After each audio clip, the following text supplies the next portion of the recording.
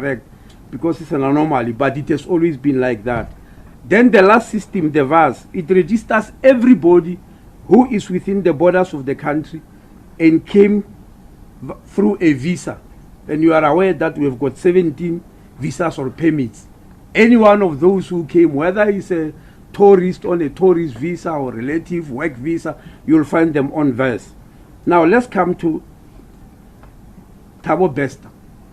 The first point of call when you identify somebody within the country, you go to the NPR. You first assume that he's here because he's South African. So your first point of call is the NPR. In the NPR, we found only 2 Thabo Besters in South Africa. One is a young man of 19 years that he has already presented himself to the police when he heard that there is a Thabo Bester who is wanted. So he presented himself, he said, here I am. The police confirmed that he's not the person they are looking for. He's not the person who escaped from Bloemfontein Correctional Service Facility. Now, we then have to go to the other 2 databases that registers people who are not South Africans. We found nothing. In other words, we did not find any Thabo Bester there. We then heard from you in the media that this man is using the name Thapelo Ngwana or TK Ngwana. So we switched our search to Thapelo Ngwana because Thabo Bester was drawing blanks.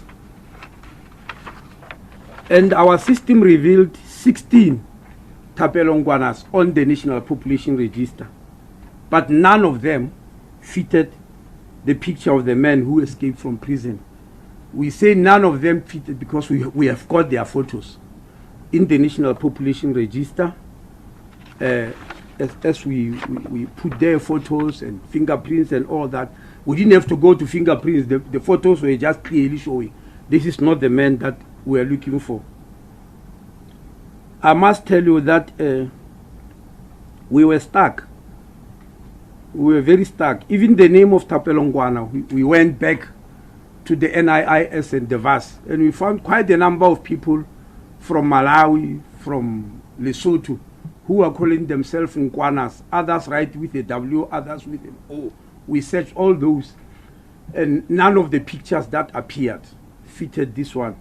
So we're really stuck, and we actually concluded at that time that Thabo Ngwana is an illegal immigrant in South Africa because he can't be found anywhere on any system that we are having. We are about to conclude that when we learned from TV that there's a lady who appeared on TV and declared that is Thabo Bester's mother, we decided that maybe that could be the clue.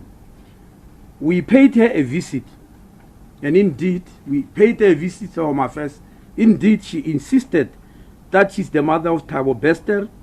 She even gave us his date of birth and told us that she gave birth to this gentleman at Chris Hani Baragwanath Hospital on the 13th of June, 1986. I've seen on several media that he was born somewhere between 1983 and 1986. He was actually born on the 13th of June 1986. And indeed, we rushed to Bara Hospital and checked in their archives.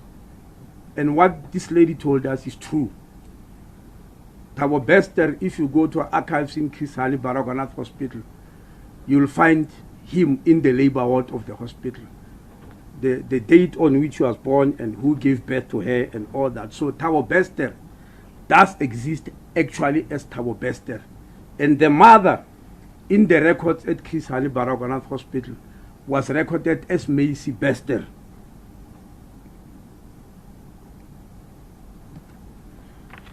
But now what confused us, if you remember in this TV interview, who was interviewing us is Celine there.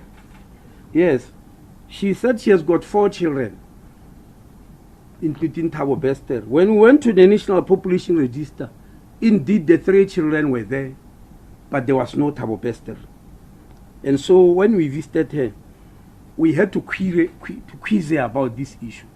that on TV you mentioned 4 children. You told us you delivered Thabo Bester at Baragwanath. We went to check. The records are there, it's true. But why are all your children appearing on your system in Home Affairs, but not him? She actually explained how it happened. She was born in 1965.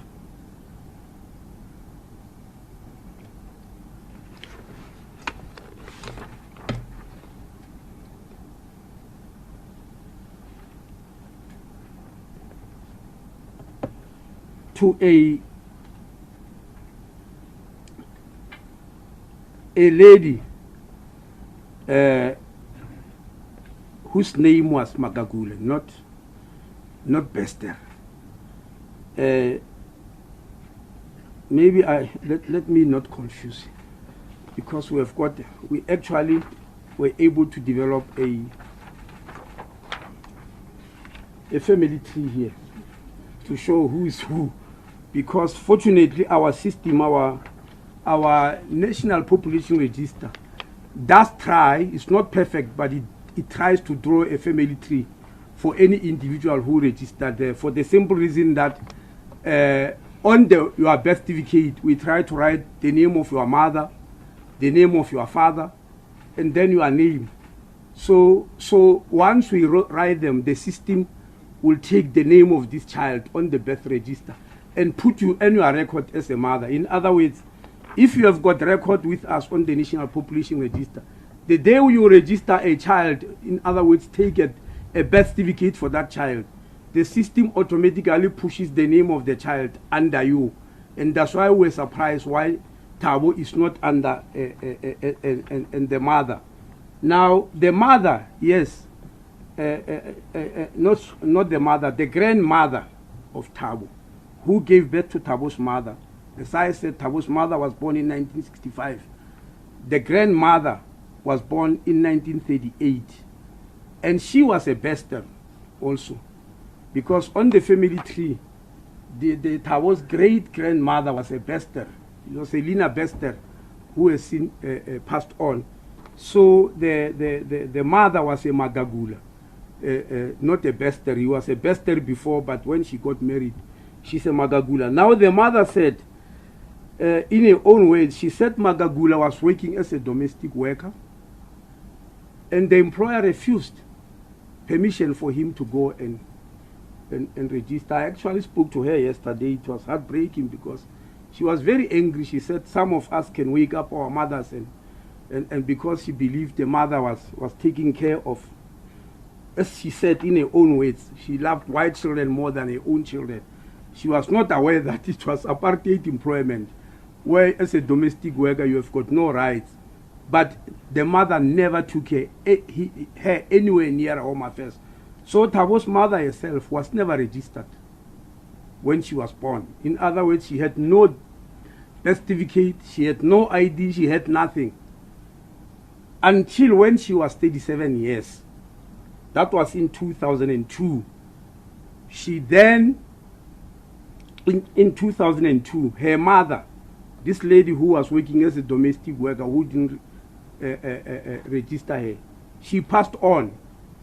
And her aunt, younger sister of the mother, who is 2 years younger than the mother, decided 2 months later to take the mother, that is Thabo's mother, to take the mother for registration.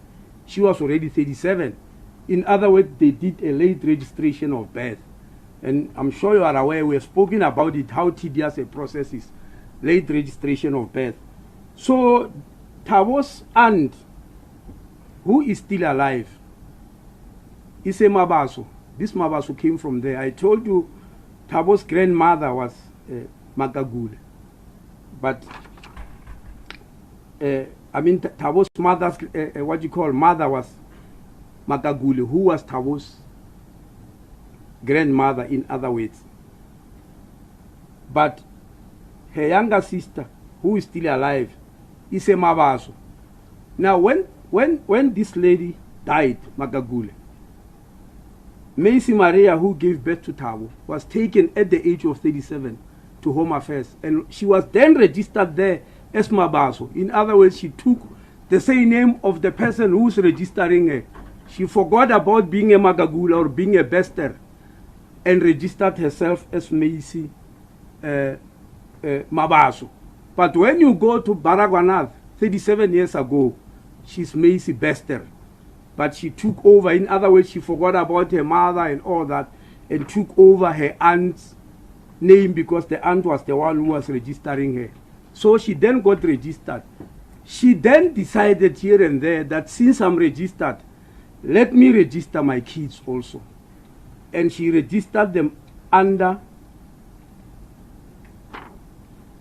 the same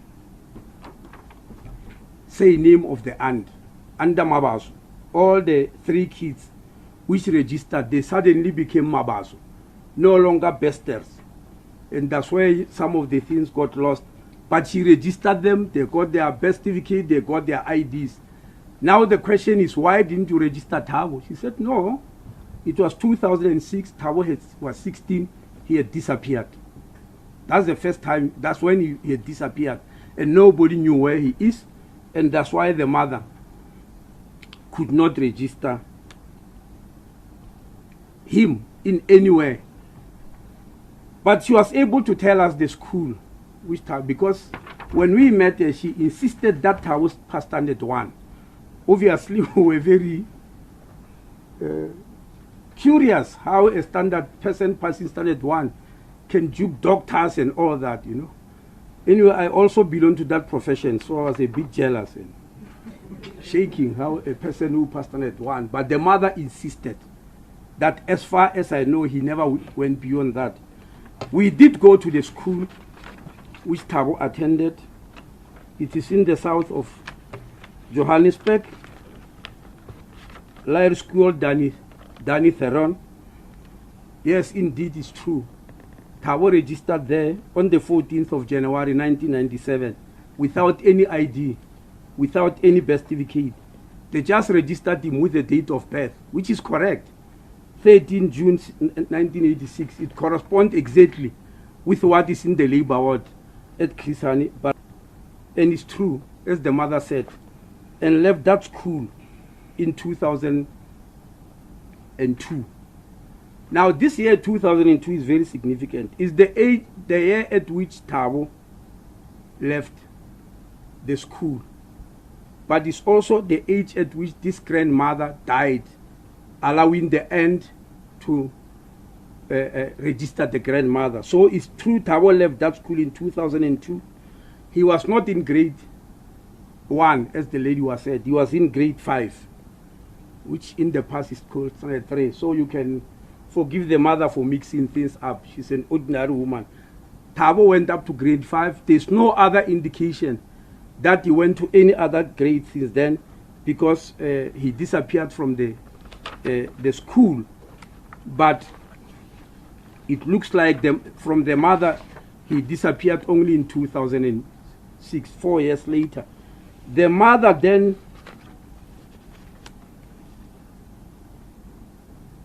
only met him again in 2011 when he was arrested. That's when her first contact with Thabo came since the disappearance. So as I said, Thabo never registered with any Home Affairs at any stage. So the only place where you could find him, as police said, was in correctional services when he was an inmate. That's where you'll find this fingerprint and photo, but also in the South African Police Services crime data. That's where you'll find this fingerprint and photo. Otherwise, in terms of registration in the civil manner, the only other place where you could find Thabo Bester is Chris Hani Baragwanath Hospital. The records that are now 37 years old. So as we have said, because Thabo never took an ID, never got married, never took a passport in Home Affairs, he simply did not exist in our systems. So he doesn't have a passport at all. There's a story that he has got multiple passports. Thabo doesn't have any passport with Home Affairs. The passport he was found carrying in Tanzania appears to be an American passport. I've got a copy of it here, in the name of Tom Williams Kelly. Whether real, defrauded or forged, we can't tell, because we don't have American systems. But he never purported or showed any passport, which he said he got from us, because we never gave him any. Now that passport, in the name of Tom Williams Kelly, it never crossed any border at any official port of entry, whether air, sea or land. There's no indication that that passport was ever used. So we don't know why he was carrying it, but he never used it at any one time. So that's